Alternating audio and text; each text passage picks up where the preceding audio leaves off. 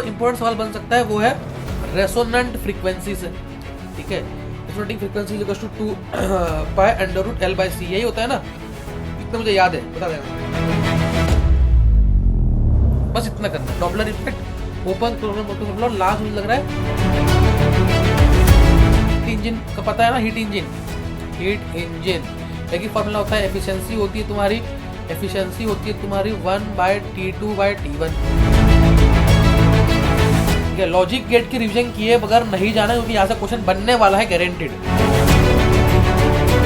हर चीज तुमको देखनी है, यहाँ पे बोर मॉडल क्वेश्चन आएगा, ठीक है, कंटिन्यूअसली आ रहा है हर साल।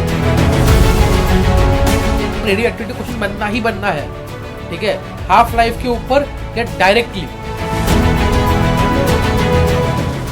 मैंने फर्स्ट टाइम नीट का एग्जाम दिया था 2019 में। जब पेपर देके घर पे आया, मैं देख रहा हूँ आसपास हर कोई बोल रहा है कि फिजिक्स सबसे आसान है, पूरे नीट के हिस्ट्री में सबसे आसान फिजिक्स है, क्योंकि वो पहला साल था एनटीए का।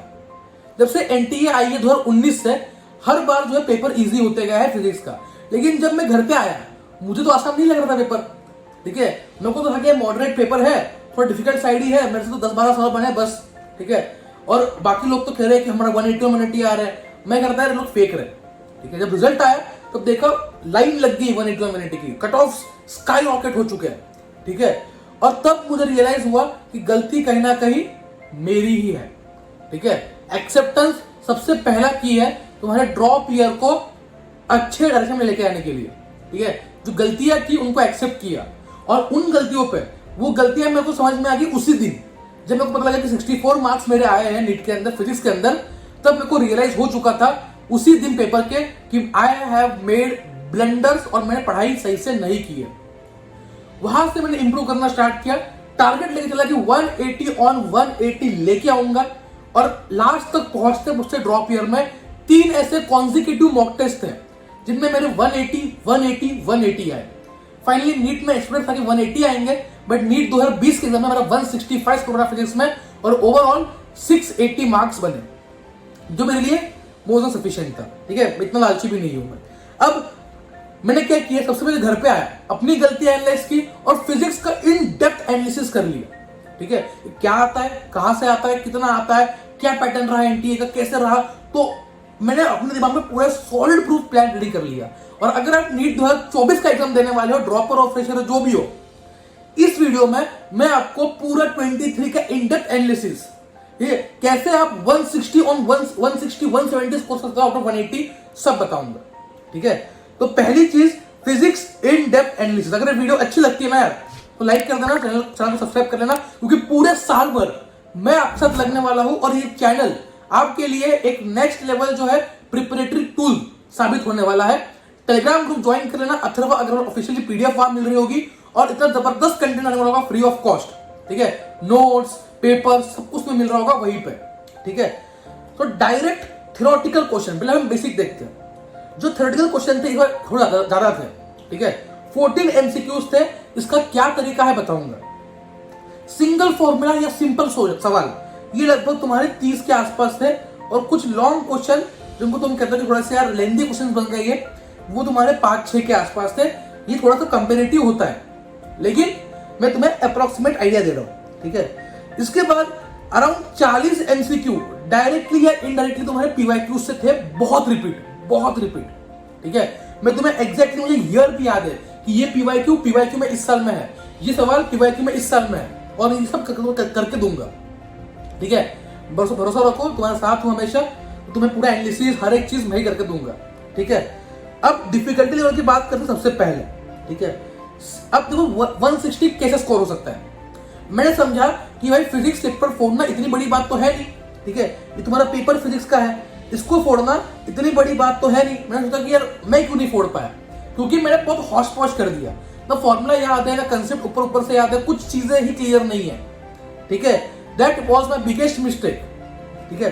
तो मैंने सोचा जो बेसिक कंसेप्ट चैप्टर में है वो अपने क्लियर होने चाहिए, लेक्चर्स के थ्रू या तुम्हारे खुद से पढ़ के, ठीक है।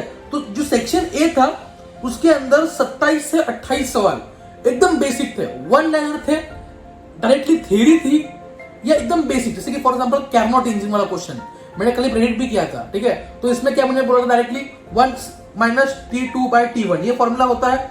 एक फॉर्मूला से पूरा सवाल सॉल्व है। ऐसे सवाल जो है 12 सीरीज एक्सपर्ट सवाल होता ही है वो, ठीक है, गारंटीड सवाल में से है। बोर्ड मॉडल गारंटीड सवाल था वो, ठीक है, और एकदम वन लाइन क्वेश्चन, मतलब ऐसे सवाल थे जो ओरली कर सकते हो, ओरली, ठीक है। तो ये 27 से 28 सवाल जो तुमने स्लिप शेक में गलत कर दिया, वहां फॉर्मूला क्लिक नहीं हुआ, इनमें से अगर अपन 25 सवाल भी सही कर लेते, इतनी एक्यूरेसी अपने को आएगी प्रैक्टिस के बाद ही, ठीक है। तो यही से 100 नंबर बटो सकते हो, यही से, ठीक है। अब जो मॉडरेट थे, ठीक है, ये 5-6 सवाल थे जो तुम्हें थोड़ा सा करना पड़ता, ठीक है। और अगर ठीक ठाक कोई बच्चा है तो उसने भी ये 5-6 सवाल कर लिए होंगे। मेरे बहुत बच्चों से बात हुई जो स्टूडेंट रह चुके हैं, जो कहीं ना कहीं हमारे साथ जुड़े हुए हैं मेंटरशिप प्रोग्राम में, कई बच्चों से बात हुई, बहुत लोगों ने मॉनिटर स्कोर किए, ठीक है। वो बच्चे की मेहनत है, ठीक है। डिफिकल्ट 2-3 सवाल थे जिनको तुम छोड़ भी सकते हो, और अगर कोई बहुत ही अच्छा पढ़ने वाला बच्चा कर भी देगा, ठीक है। सेक्शन ए में तो अगर मान लो कि इन 5-6 में से तुमने 3 सवाल कर लिए और ये 25 सवाल, टोटल तुमने 28 सवाल लगभग सवाल सही कर लिए, अगर मैं 25 भी मान लो इसको, ठीक है। सेक्शन बी की बात करूं तो तुम्हें 10 सवाल अटेम्प्ट करने होते हैं 15 में से। अब यहाँ पे फायदा होता है एक एवरेज स्टूडेंट को, एक ऐसा बच्चा जिसकी फिजिक्स बहुत अच्छी नहीं थी, ठीक ठाक थी, बट उसने फॉर्मूला पे चैप्टर अच्छा है, पर प्रैक्टिस ठीक ठाक कर रखी है, ठीक है। कंसेप्चुअली थोड़ा शायद वीक हो, ठीक है, क्योंकि हर कोई हर कंसेप्ट जो है एकदम बढ़िया ग्रैस्प नहीं कर सकता, लेकिन थोड़ी पकड़ उसकी है। तो उस बच्चे को फायदा ये है कि 8 से 9 सवाल एकदम बेसिक इजी थे, लाइक बोर मॉडल था, लॉजिक गेट जो हर साल आता ही आता है, गारंटी क्वेश्चन है, ठीक है, मैंने बताया 10 बार, तुमने किया भी होगा। तो ऐसे सवाल थे जो 8-9 सवाल थे अपने पास, और इन 8-9 सवालों को अगर वो बच्चा कर ले, और मीडियम वाले जो 3-4 सवाल थे, डिफिकल्ट वाले 3-4 सवाल थे, जो मीडियम वाले 3 से 4 सवाल थे, ठीक है। मैं यहाँ पे डिफिकल्ट 3 to 4 कह रहा हूँ, यहाँ पे आपने देखोगे डिफिकल्ट जो है 6 मार्क की है, तो वो टोटल मिला के, ठीक है, 6। तो तुम्हारे सेक्शन ए सेक्शन भी अलग अलग है, ठीक है। तो डिफिकल्ट सवाल छोड़ भी दूं मैं और मीडियम भी छोड़ दूं, इसमें से अगर तुम मान लो 10 तुमने सही कर लिया, एक मीडियम सही कर लिया, ठीक है, और तुम्हें 10 अटेम्प्ट करना है, तो तुम्हें 10 into 4 ये 40 मार्क्स पूरे मिल जाएंगे। तो बस तुम इजी क्वेश्चंस अटेम्प्ट करके 140 नंबर तक तो आराम से पहुंच सकते हो, जितने में तुम्हारा सिलेक्शन गारंटेड है। तुमने केमिस्ट्री और बायो बहुत बढ़िया कर ली, 620-630 कहीं नहीं गए। और तुम अगर थोड़ी मेहनत कर जाओगे, पूरा साल बचा है ना, तुमने अगर फिजिक्स के 2-3 घंटे भी रोज दिए सही से, ठीक है, तो ये 27 और ये 5 मतलब 32 सवाल सेक्शन ए में, और तुम्हारा कहीं ना कहीं 10 सवाल पूरे इसमें, तो तुम आराम से मान के चलो 160 कहीं नहीं गए। मैंने फिजिक्स को बहुत टाइम नहीं दिया ड्रॉप ईयर में, रोज के 2 घंटे 1.5 घंटा कंसिस्टेंटली दिया और स्कोर आया। अब देखो, ठीक है, अब देखो गलती कहाँ होती है। पहली चीज अपने को जो मेरे को समझ में आया, PYQs करने हैं, लेक्चर्स देखने हैं, लास्ट टाइम पे डिपेंडेंट नहीं रहना कि भाई मैं बाद में वन शॉट देख लूंगा, ठीक है, ये सब गलतियां नहीं करनी है। PYQs पूरे करने हैं, माइंड इट। कई बच्चे बोलेंगे भैया क्यों करे, 2005 से करते हैं, 13 से करते हैं, नहीं, 1988 से 2023 तक हर चैप्टर का प्रीवियस ईयर सवाल आपसे बनना चाहिए, यस और नो, ठीक है। इसके बाद मैंने आपको कहा भी था, प्लीज भाई और बहनों, एनसीईआरटी की समरी जो है वो पढ़ के जाना, क्योंकि इससे बहुत सवाल जो बनते हैं थ्योरेटिकल यही से बनता है, ठीक है। समरी और एनसीईआरटी के एग्जांपल्स प्लीज करके जाना, लेकिन आप में से बहुत लोगों ने पढ़ा नहीं, एक एक पॉइंट समझ के पढ़ो, ठीक है। और एनसीईआरटी को अपने अंदर आजमा लो, क्योंकि बहुत सवाल एनसीईआरटी से आ रहे हैं, चाहे वो एग्जाम्पल हो चाहे वो तुम्हारा थ्योरी हो, ठीक है। तो एनसीईआरटी साइड बाय साइड करते चलो, लाइक ओवरव्यू, ठीक है। अब देखो एक सवाल तुमने देखा होगा पेपर के अंदर डायोड वाला, ठीक है। अब एक पीएन जंक्शन डायोड है, उसमें अगर मुझे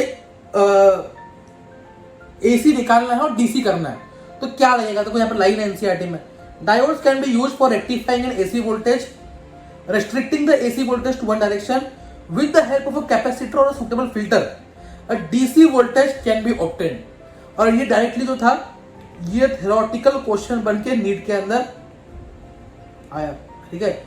तो ये सब एनालिसिस आपको मैं दूंगा इस चैनल के ऊपर, बढ़िया कंटेंट, एक यूनिक कंटेंट मिलने वाला होगा पूरे साल भर। तो तुम्हें समझ में आ गया, PYQs करने हैं, लेक्चर देखना, प्रैक्टिस पूरी मेनली PYQ होनी चाहिए, साथ साथ कोई मॉड्यूल या बुक होनी चाहिए, और एनसीईआरटी की बैक एक्सरसाइज नहीं, समरी, पॉइंट्स टू पॉन्डर और अंदर के एग्जांपल साथ ही साथ करते चलना है।